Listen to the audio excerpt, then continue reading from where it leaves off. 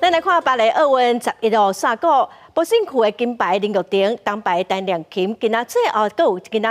批国手回国咯。总统赖清德派出3台 F-16V 战机来盘杯，伫机场嘛以水门礼向选手佮有教练团队来致敬。机场有真侪民众来迎接奥运的英雄，林玉婷是真感谢大家鼓励，佮有教练团队的支持，互伊的拍拼甲伊的成绩，互大家看到，嘛互世界知影讲咱台湾伫倒位。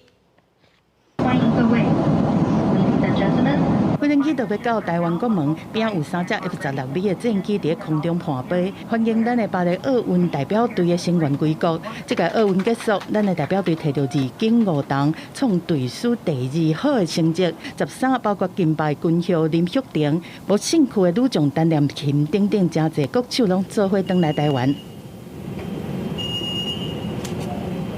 飞行机一到停机坪，土机公司就以水门礼来致敬。伫机场内，包括林旭婷毕业的英国工商师生等等几百个迷众拢来接机，甲现场是客甲叉，国手嘛真亲切，一直咧握手致意、签名翕相，不管啥物拢配合。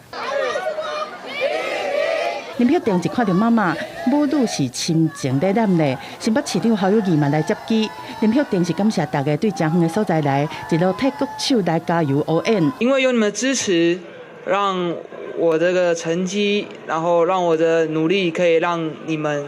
大家看见，那让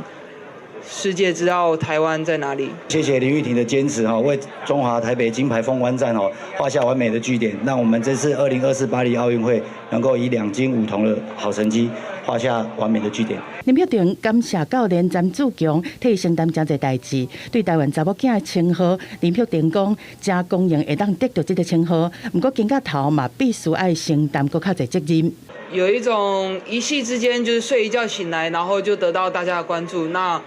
我觉得还蛮荣幸、蛮荣耀，然后可以获得这个称号，但同时就是肩膀上也必须承担更多的责任。除了这场闹热的机场欢迎会，8月56，大总统要伫总统府内面接见咱巴黎奥运的选手，而且举行英雄 party， 后壁特别进行台湾英雄大游行，让国人会当拢来看到咱英雄的风采。记者综合报道。